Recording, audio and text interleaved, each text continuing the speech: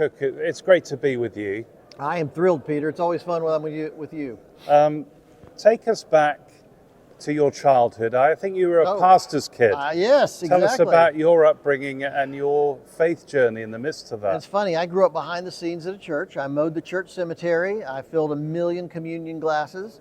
I cleaned out the church. I did everything behind the scenes. It's funny. I never had a moment's call to be a pastor, but I've always seen church from behind the scenes and from that perspective. So I've always seen that we could do a better job sharing our story with the culture. And I've seen so many pastors that had a great calling and a great, passion, but they just weren't articulate. They couldn't get the story out very well. And I've always believed that how you tell a story is just as important as the story you're telling. And so I think as Christians today in this digital culture, we need to be good at sharing our story out there, particularly in this media-driven culture we live in. So what was your personal faith journey? Were you like a rebellious kid growing up, being a pastor's kid? No, I was the oldest, so my younger sister was more rebellious than I was. Honestly, I've never known what it's like not to be a Christian. I just grew up in that. I think it was Chuck Colson's wife said the same thing. She said, it sounds weird. I have terrible testimonies because I never had a conversion experience, classic from some awful life. She said, I just always grew up knowing God, and it was just part of my life from day one. And I've just been radically committed all these years. So what was your childhood like? Where did you grow up? It was terrific. I grew up in Charlotte, North Carolina. Dad was a pastor of a church of about 150, 200 people.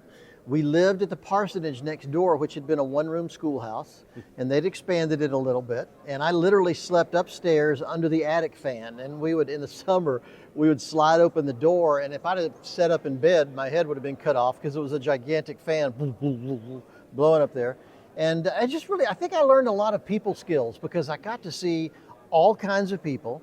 And it was an amazing experience. It was an amazing experience.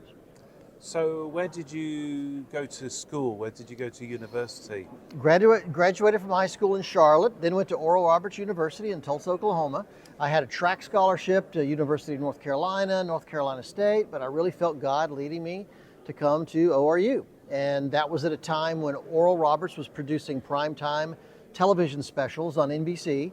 And as a student, I got on the crew as a freshman. I had a friend next door to my in the dorm who worked on the crew, and he got me on. And I started by moving sets around, then I graduated to setting lights, and then I started running camera. And all that time I was working with professionals from Hollywood. Even though we were in Tulsa, they would fly out, produce these programs. And so I have to say from day one, I started getting an amazing education in how to produce television programs. So it was really quite remarkable. At that time, did you feel like media was a calling for you as a ministry? Even going further back in high school, I had a group of friends that we just enjoyed making movies. We took my dad's Super 8 movie camera. You remember those 3-minute reels of film. And we made army movies and superhero movies and mafia movies, all kind of things. Never crossed our mind you could do this for a living. And we made these movies. I took them to college thinking, maybe I'll find somebody that wants to help make movies with me. So the day I'm unpacking in my dorm, my freshman year, a couple of my films roll out of my suitcase, and a guy across the hall said, "Hey, I'm taking a film class. I can show you how to edit your film." I didn't even know you could edit. I didn't know. That's how ignorant I was. Went down to the film department that very night, started working on my movie, and late into the evening, the professor walked by. He'd been working on a project of his own, and he introduced himself, and he said, "I've been watching your little movie out of the corner of my eye." And he said, "I have students that have been taking my classes for years and don't do this well. Would you mind if I showed your film in my class tomorrow?" And I said, "Well, sure, if I can sit on the back row, I'd like to see what they think." So the next day I came in the class, threaded the projector, sat on the back row, showed my little movie, and it was nothing to scream about, trust me. But at the end, they talked about it. The class discussed it. And this thought hit me, this crystal clear moment of revelation that I've never had before or since, that if I can do something with a camera that makes people talk like this is what I'm supposed to do with my life. And I was a music major at that point, so I literally changed my major that day from music to film and television, and I've never looked back. And how did you meet your wife? Kathleen grew up in Vegas, Las Vegas, Sin City, and her dad was the basketball coach at Las Vegas High School, still has the record for most state championships. And she was a year younger than me. So my sophomore year in college, I sat next to her at random, complete random, at a Vesper service. We call it a Vesper service in those days. It was a Sunday night worship service on campus. And I sat next to her, and this is 1973. She was wearing a hot pink corduroy pantsuit with white platform, patent leather shoes. I thought she was the most amazing thing I'd ever seen. Took me 3 months to get the courage to ask her out. And when I did, and this is before iPhones, she thought I was another Phil. So she said yes, thinking I was somebody else. So you have no idea what it's like to show up at the dorm to pick up your date. And the expression on her face was, oh no, it's not, it's this Phil. And so we didn't start off well, but it didn't take me long before I finally won her over, and we eventually got married. So in the early years of your marriage, Yep. what was your career path? What was It was like? great. She was an elementary school teacher. She majored in elementary education, and so she was an elementary school teacher. I was in film from day one, and started helping Oral. I came to LA for a year to seek my fame and fortune. And in those days, the unions had a lock on everything. It was really hard to advance because there wasn't much independent production. So they asked me to come back to Tulsa and help produce Oral shows. I ended up directing them. And then years later, we decided to really finally answer God's call and move to the West Coast. So we moved to California. I really had felt for a long time that's where God wanted us to go. And so we finally moved to California, and everything took off. It's been quite an interesting ride.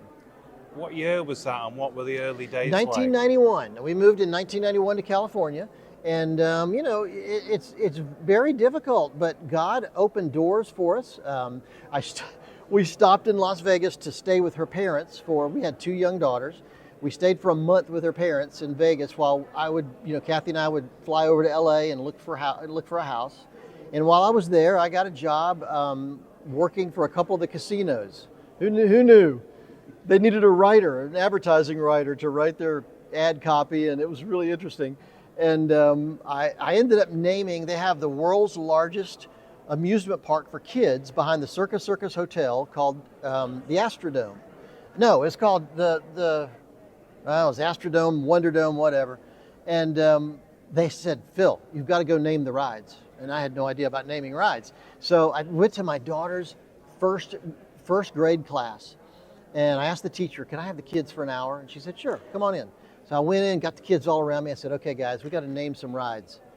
And I said, okay, we've got a roller coaster that goes through the mountains and the desert. Some kid yelled out, Canyon Blaster. Great, check.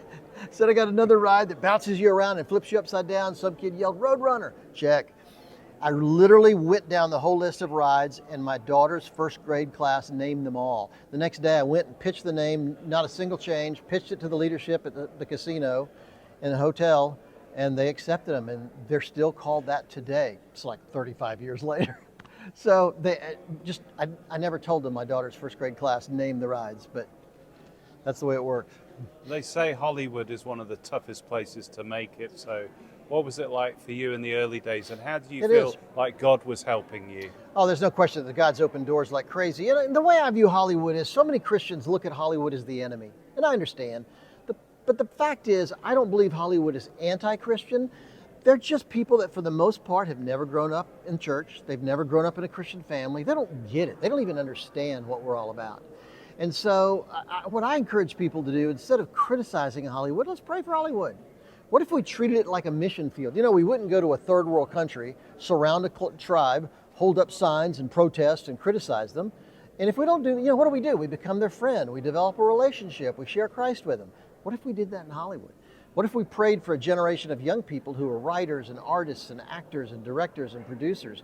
What if we infiltrated Hollywood from the inside? So I'm a big believer that if we look at Hollywood as a mission field and start praying for Hollywood, as difficult as that sounds to some people, I just think that's going to be the way God could change the whole industry. Do you have some examples at the beginning of your time? Oh, yeah.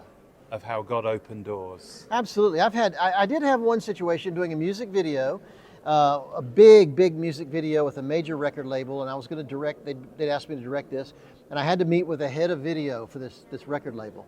And you walked in his office and there was a slight smell of pot in the air, somebody had been smoking marijuana, and there were beer cans lined up on his desk. This is a high-level executive in a major record company. And he just immediately just started letting out profanity, saying, I don't want you here. I'm not interested in you being here. I don't want you to work on this project, but the celebrity wants you here. The studio wants you here. So I've got to deal with it. And so we had to shoot in New York. And I'll never forget the day we shot with a crew, all Christian guys. I have a really high level of Christian artists that work for me on the crew. And the day we started shooting the music video, he showed up. And he showed up with his team. And I knew, oh boy, I'm going to be in real trouble. And he said, you screw up, this is going to be the last video you ever direct. And so we started filming. And we're about 30, 45 minutes into the filming. And he jumped up out of his seat and said, stop it right now. Cook, I want to see you. He took me out in the hallway and I thought, okay, my career's over, I'm done. And I told everybody to take a break. He took me in the hallway. He said, I don't understand this. When I go into a music video in the industry, everybody's yelling at each other. They're arguing with each other. He said, your team works together. They care about each other. They're trying to make something amazing. I don't understand that. What's going on here? And it was really, how do you answer that? And he stopped for a minute and he kind of teared up. And he said, watching you work, it reminds me of why I got in this business in the first place. And he kind of got to the point where he couldn't stay. He teared up, walked out of the room, and I never saw him again. And when I came back a month later to play the edited version of the music video for him, he got up and walked around his desk, hugged me. His staff was shocked. They'd never seen him do anything like that. So I've learned that if you don't have to make a big deal about being a Christian. You don't have to broadcast it. You don't have to talk to people about it. As long as you live the life God's called you to live, people will notice. I have a friend, I don't mean to ramble, but I have a friend who's a director of cop shows. He directs episodic dramas for the network. And he said, I've got 60 people on my crew every day shooting these cop shows. He said, I never talk about being a Christian. I never make a big deal. But he said, every time somebody in my crew goes through a divorce or alcoholism or some other problem at home, they always find their way to me. And I think that's God, and that's how God works. And so my word to people is, you don't have to hand people tracts. You don't have to talk about being Christian. You don't have to have a fish on your business card. Just live the life God's called you to live and be that person, and I think people will be attracted. Life Stories Worldwide is broadcast live every Monday night at 8 p.m. UK time. We broadcast on YouTube, Facebook, and StreamYard. Why not join us every Monday night at 8 p.m. UK time for Life Stories Worldwide. Speak to us here at Life Stories Worldwide. You can simply by dialing +44 7943 550287. Call us now. We're speaking at the National Religious Broadcasters Convention, which is basically Christians working in media. Back in the early 90s when you first came to Hollywood, what kind of Christian influence did you see with others? Were we doing a good job? No, not at all. Not at all. When we first came out, and it was a battle because, like I say, Hollywood, they didn't get the Christian thing. They didn't understand Christians. They didn't understand what the deal was. And so now we're seeing a resurgence of young filmmakers like The Chosen. They're doing some amazing things. But for a long time, it was not that way at all. And we had to convince studios, we had to convince producers that there was an audience of people who take their faith seriously. And I think really Mel Gibson's film, The Passion of the Christ, was what broke through. That was what, we call it passion dollars. That movie made so much money, it finally got Hollywood's attention, and they finally recognized, there are a lot of people that take their faith seriously out there.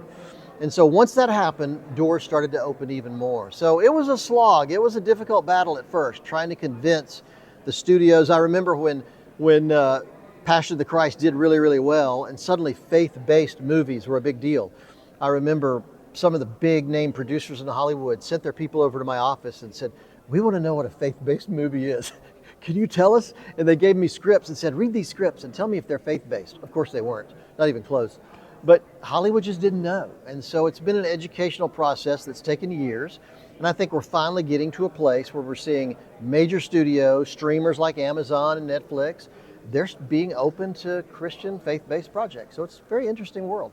Jim Caviezel, who played Jesus in The Passion, he was told taking on that role would be career suicide. Yes. But What impact did it have that he took that risk? Oh, it's been fantastic for him. He got a network television show out of it. He's done tons of movies since. There's still a lot of, I don't know if prejudice is the right word. Our company did a TV commercial for Focus on the Family last summer, and it was a super amazing commercial. It kind of poked fun at people that, if they want a child, they call it a baby. If they don't want it, they call it a fetus. And we kind of made fun of that.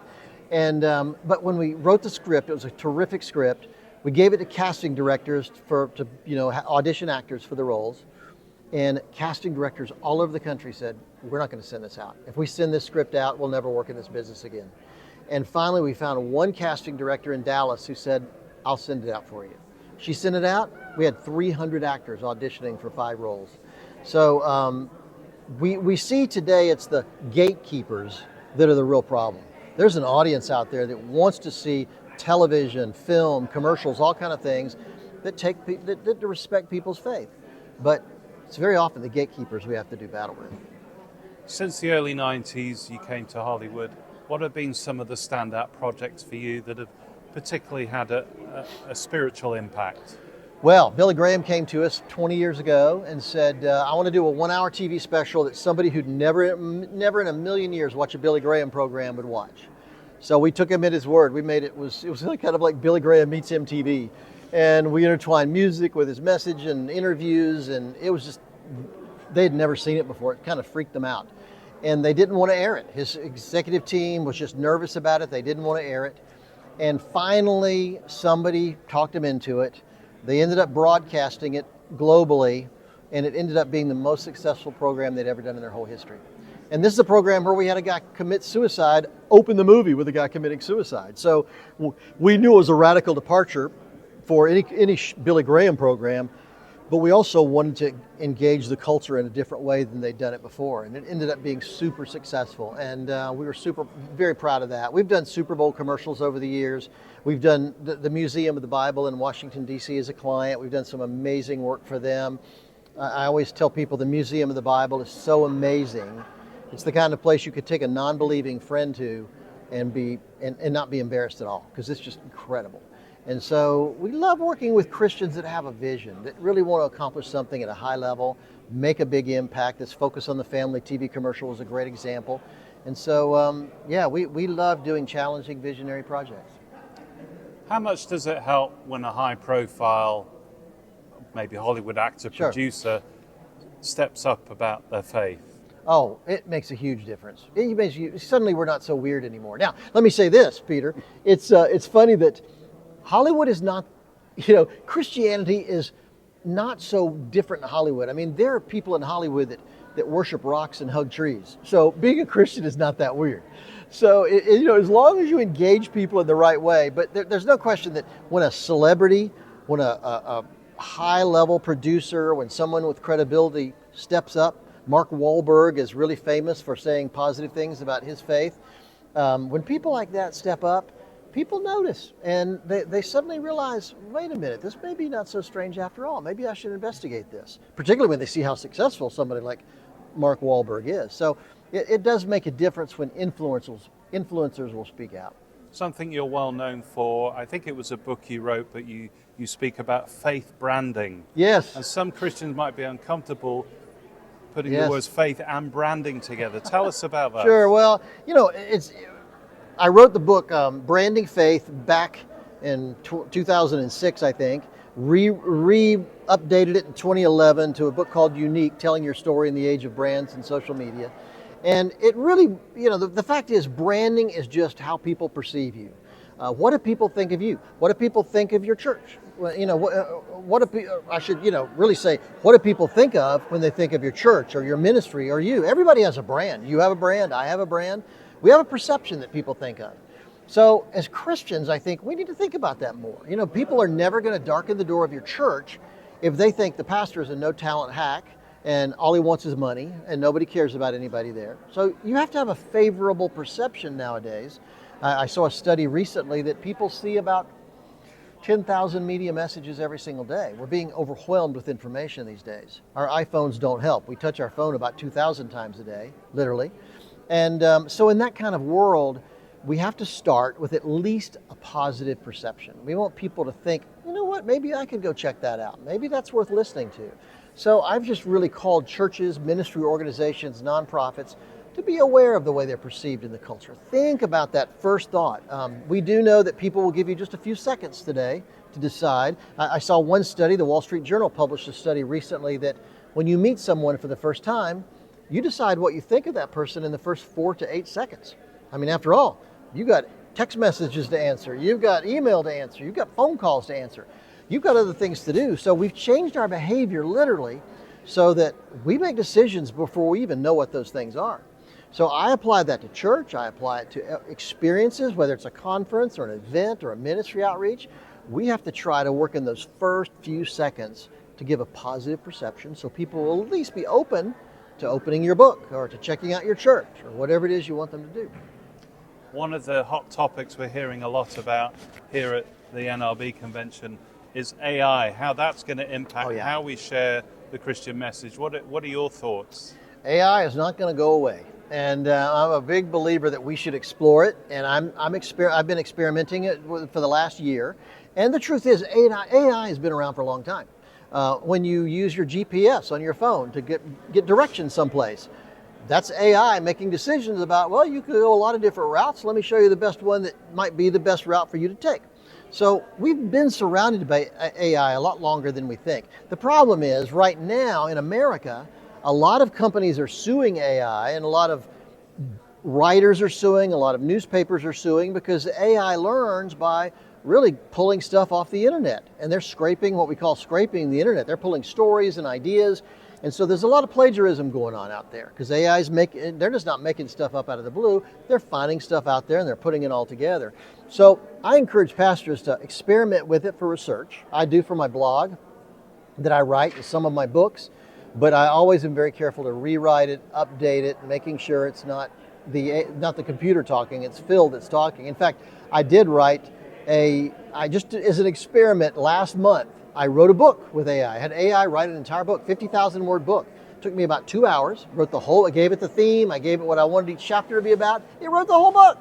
Then I ran it through a plagiarism checker. And to my surprise, there was about 40 cases of where it had just plagiarized other magazine articles, books, newspaper articles. It just plagiarized stuff and pulled it to make my book. So we have to be really careful. Right now, we're in the very early stages of AI, and I think the thing that makes us the most worried is probably the video or photo capability of AI, because it can change your face into somebody else. It could put your head on somebody else's body. There's just a lot of questionable things out there, so we have to be aware, but we should be involved. As well as utilizing this technology, but with caution, what else can us as a Christian community do to really impact the world through media? What else do we need to do? Become patrons. Everybody listening to this right now is probably going to a church with a young filmmaker who dreams of going to Hollywood, or dreams of making television programs or movies or short films or social media content. What if we help them? What if we help pay for their college? What if we help plug them into the right school? You could become a patron in a lot of ways. There's so many filmmakers and creative Christians out there that are trying to write books, trying to make movies, trying to engage the culture. I'll tell you, we could all help if we just step up and guide them, help them with mentorship, help them get plugged into a college where they could learn. There's so many things we could do that would make a dramatic difference in their life. Don't make them, I had to beat my head against a wall because there was nobody to help me in the early days. But I see now there's so many resources and so many Christians that have the finances that could step up and maybe really help a filmmaker, a writer, an artist achieve their dream. And I think that's so important. Just finally, Phil, you're a very busy man. What projects can we look out for? What are you excited about at the moment? I've got a book coming out this summer actually, a little bit different from me. Most people don't realize that because I'm known as the media guy, for years, 25 years, I get called into situations where there's a crisis in a church. Maybe the pastor runs off with a secretary, or a youth leader has an inappropriate relationship with a kid in the youth group, or somebody embezzles money. And churches are blindsided. They don't know what to do. Do we need an attorney? How do we tell the congregation? Do we talk to reporters? Do we release a statement? And some of these are high profile problems. And so I've guided so many churches through these these dangerous, dangerous waters. And I saw a survey by the Barna Group recently that 27% of people that leave the church do it because of a crisis like that. They do it because they saw a pastor abuse somebody, or a staff member abuse somebody, or take advantage of someone. And I'm thinking, we've got to fix this problem because it's very big. And so I finally poured all that into a book, all those 25 years of working with churches and ministry organizations into a book that's really going to be a guidebook to help churches prepare. How do we avoid a crisis to begin with? If one happens, how do we navigate through this? And then how do we emerge on the other side? Because my greatest purpose is I don't want to see the church crash and burn because of some stupid decision by an employee or a staff member. A church here in the U.S., in the South, recently, an employee, a church secretary, embezzled $250,000, $250,000. She paid for 2 college degrees for her kids, a couple cars, a house, and she did it over about a 7-year period, and there was no checks, no balances, nobody noticed until a check bounced. And somebody started asking questions. And of course, she's never going to be able to pay it back, and the church had to close. And I'm thinking, how tragic is that a church would have to close because of some stupid action on her part?